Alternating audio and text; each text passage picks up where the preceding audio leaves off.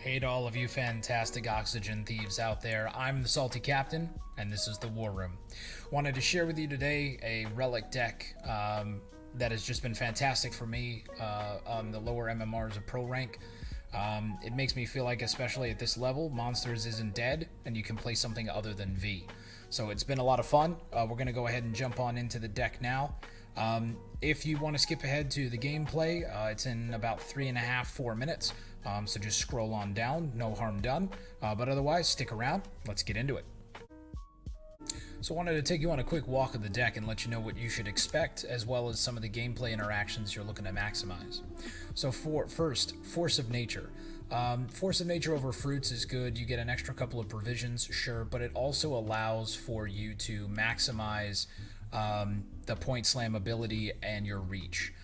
Your reach if you're getting bled, your ability to initiate Sabbath when you need to. You can also hang on to it till a short round 3 and be able to drop an extra 9-point bomb. That's also a Relict. So it's a great opportunity for you to be able to maximize points in short rounds or to come over the top in long rounds. Usual suspects that we would expect in a Relic deck. She Who Knows, Mammuna, Bloody Mistress, sure. Bloody Mistress can also be really good bait because it's only ever going to get 2 points a turn with those fruits. Really, Mammuna is what you're looking for. She Who Knows what you're looking for to be able to maximize your strat. Heatwave occasionally is going to trade up with some bronzes in some of the decks where they go super tall. Congregate, Symbiosis sometimes, Vamps.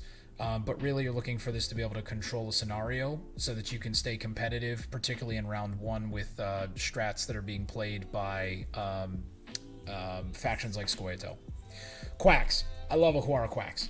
This is such a great opportunity to be able to disrupt what your opponent's trying to do. King of Beggars, Simless, Artad, or Brothans, and Nilfgaard. You quacks it out and it just messes with their day, and we love to see that.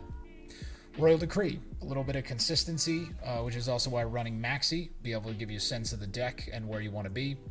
Osril, Point Slam, and Graveyard Hate. We'll come back to Ratcatcher S here in a second. But first, so Operator. Operator is great in this deck.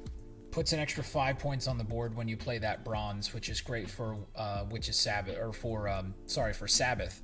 But it also gives you a great opportunity to be able to manipulate your opponent's graveyard. You generally want to play Operator on Selfeaters because it technically gives you access to a third Selfeater, which is great in this deck for a lot of reasons. But it also creates an opportunity for you to enable Bleeding Effigy on a bronze. So, for example, you could play Operator on a Griffin, and which then doesn't also require the Griffin to eat anything on your side, but it puts a 9 strength bronze unit in their graveyard, and now your Effigy is a 9/4 minimum. It's pretty good, right? So Operator has a lot of value here. Obviously, you can play it a bunch of different ways on a bunch of different cards, but that's the maximized micro. Griffins, they be what they are. And you generally will want to have a Harpy Egg. You can play a Griffin on a Harpy Egg. You can play a Griffin on a small Selfeater, especially late in rounds when you're out of relics anyway. And it'll find its value later when you can maximize it with Mammuna. Incubus, Incubi, Incubuses, Buses of Inkies. These guys are great for a lot of reasons, and especially if you were able to play an Operator on a Selfeater, which puts a 6 provision bronze in the opponent's graveyard, which then allows you to draw damn near anything you want with Incubus. That's a great play. The worst thing that happens is you get a 6 strength Relict that's going to be able to trigger relic-y things on your board state. Gan Ceann and Witch Apprentice do what they do. And then here at the bottom, things are kind of interesting. So this is where NF had a really good idea. So Maerolorn is the only 4P Relict other than Lesser Witcher. So it allows for you to trigger the Harpy Egg. Now that's the only, deploy-wise, that's the only thing that it's in the deck for. But at a minimum, on almost any board state that is favorable to you, relics are a good thing and are going to play for some extra points. So there's a lot of added value that you could find there. Megascope does Megascope stuff. In a pinch, you can use it on Witch Apprentice, but really you're looking to just slam another 9-point Griffin on the board. Remember teleportation. So teleportation's here. You can use it for Maerolorn. You can use it to trigger a Gan Ceann again, and then all the Selfeaters again, and so on. But remember, teleportation on a bronze allows you to replay it. And replay takes all the statuses off of your bronze. Lock, poison, doomed. So there's some extra added value there. Especially if we can bleed out King of Beggars in round 2 and get all that out, even down a card, and then we just slam the points. So this represents She Who Knows, which is good. That's whatever we need. 2 pigs is alright, but 2 incubuses, not so good. Bleeding Effigy probably doesn't have a place in round 1. Megascope could backdoor Witch Apprentice if I really had to. But a Griffin is tops, because now I can Griffin the Harpy Egg, and that'll put 15 points on the board, which makes life a hell of a lot easier. So, we lead out with, in the words of Fuchsia Briefs, a humble Harpy Egg.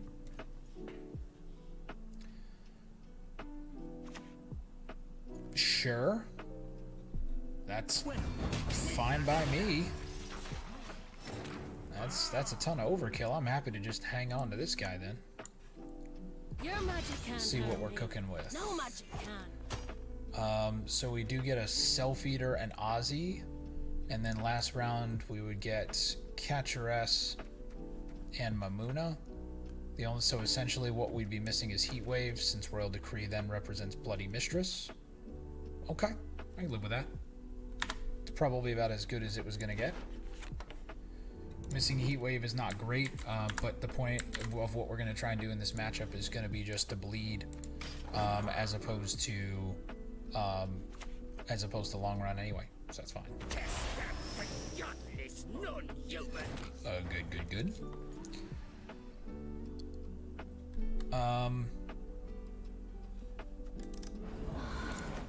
I might play Operator on an Incubus for the tempo in the front row, and also to get a 5p that I don't mind drawing. I definitely don't want to give them either one of these things, so maybe that's the way.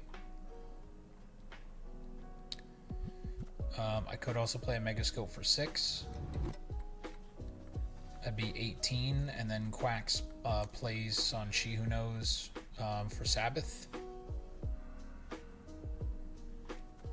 Sure, I mean a 6 for 4 is not terrible. That's fine. It's also points they can't interact with, so that's fine too. Remove his cowl, then his ears. Then his ears. Playing for carryover is fine. Suddenly turn neutral. Yeah, spend. Nope, keep spending. Keep spending. There you go. Spend below the Morel's limit. So I just have to watch out about row stacking, or conversely, I want to stack all one row. I don't want to give them value on Timboy. Okay, that's a little dramatic. That's a little much. So we do this and then a pig, probably. King of Beggars, come to me. Oh, it's Jacques. That means they have King of Beggars in hand. So that's interesting.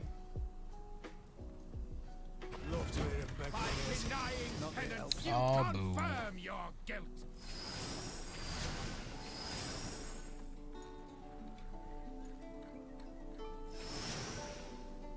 Yikes. Really trying to get out of here, huh?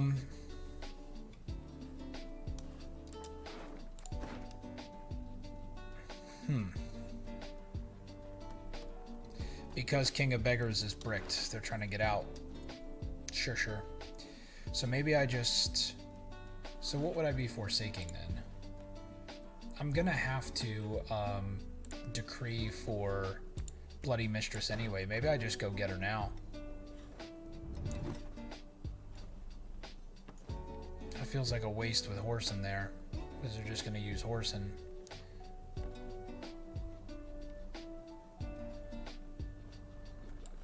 think I do it. I think I challenge him to have the points and the resolve to stay in this round.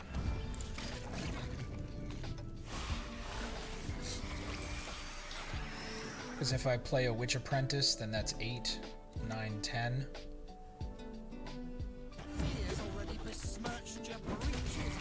That's convenient. I mean, but that's nice to get out as well. Tribute card, tribute card. Jacques dead. I mean, I just pass now, right? It's just King of Beggar and Cibola. Yep, keep spending. Burn them coins. I'm happy to see it. Yeah, 30 points is too much. Third game in a row, I haven't seen Selfeaters in my opening hand. Doesn't feel great, if I'm honest. But at least now I can keep the Griffin because I will be drawing into one of them. I don't want double Incubi. And what comes after Selfeater? Maerolorn, which I definitely don't want.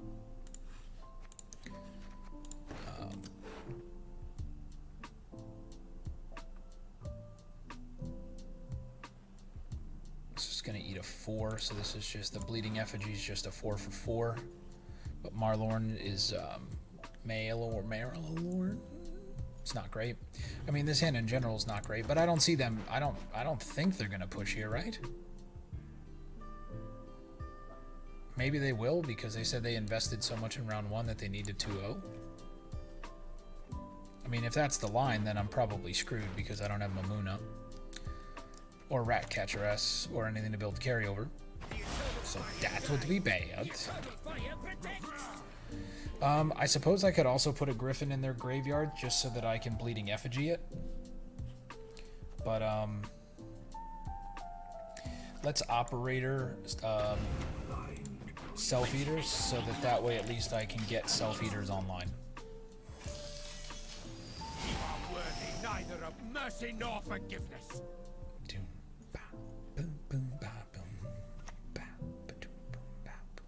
You missed one bloody lecture on portals, and it's your life. I could bring out a 4P. I don't have a 4. I need to bring out a 5. They don't have a 5. Okay. So right now this is just a 6-point card. Does not feel great.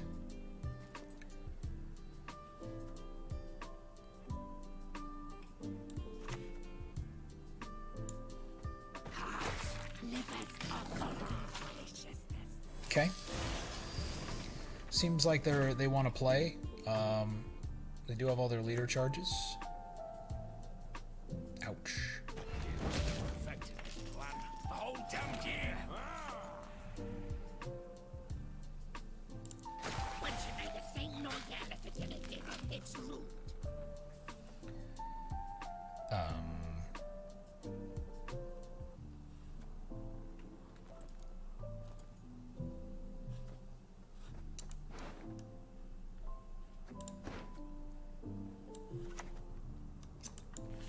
I desperately probably want to play a Relict because then Tin Boy doesn't kill both of these at the same time.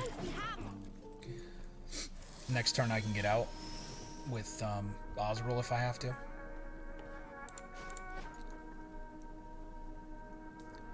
I can also split this and Griffin one of them, which is worth some good points as well.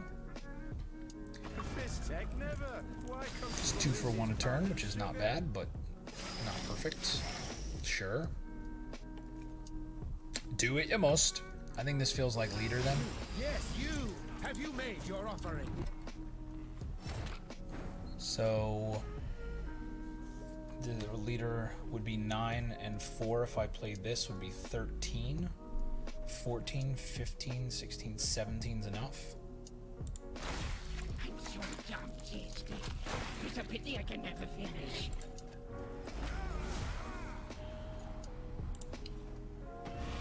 Nice. Excellent. That we can do. It also means I could be slow if I really had to. I could also try and hold on to effigy if I can get out So it's an incubus to their graveyard, I suppose. Or a, good lord help me. 6-point incubus actually plays for 6, 7, 8, 9. So it plays as a 9 for 5 on this board state, which is not terrible. As I keep dividing the Selfeater then I can eventually Griffin it. Which will also enable Mammuna. Sure. That actually helps me, which is nice. Remove his cowl, Then his ears. So I actually think I play the dead incubus first. Because then it boosts. Does this ever get? This doesn't ever get boosted up enough, right? Because it needs to get right. It needs to get back to 3, I think. I don't know if it splits at 2. But I go ahead and do this because it's enough points anyway. Yeah, let me do this. Could have played around Tavern Brawl, but nobody plays Tavern Brawl, right? They've now played 3 of their 4 leader charges. Cost a point there for themselves. By denying penance, you confirm your guilt. Yikes. So this is 11 plus 8 is 19.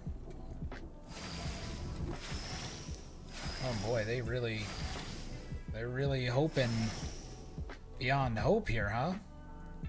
Because how are you going to generate enough coins to Savola King of Beggars or even draw the cards in 3 cards, mi amigo mejor? So I play this now. I don't think that there's a punish for it. So I play this now on She Who Knows to make sure that I can keep Sabbath. It's an exact tie, so they get their card back if they want it, and then I get to play this, but I don't see that happening. I mean, that just can't be correct, right? Have you made your offering? So I'm gonna get 8 here, so I'm at 54, I'm down 7. 8, 9, 10. So I gotta play both cards.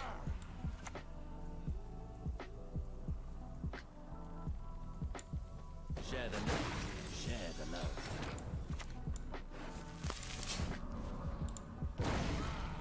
Nice. We will take it. Math wins again.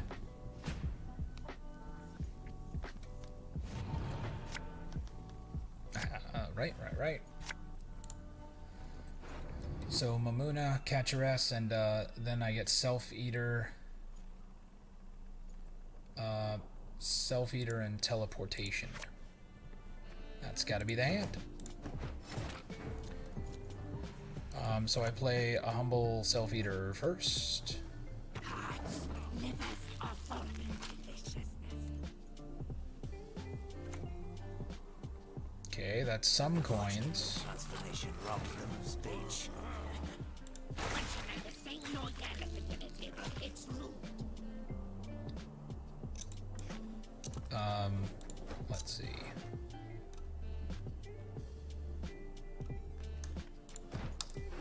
It's gonna have to be a Griffin, so I want to try to have a 1 point.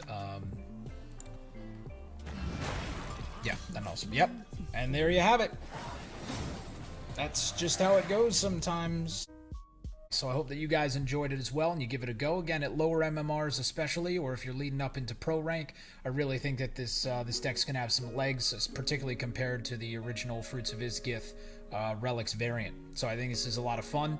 Hope you guys give it a try. I'm not going to push you to go like, follow, click, do any of the things. I just know that if you're here like me, it means that you love jamming the cards.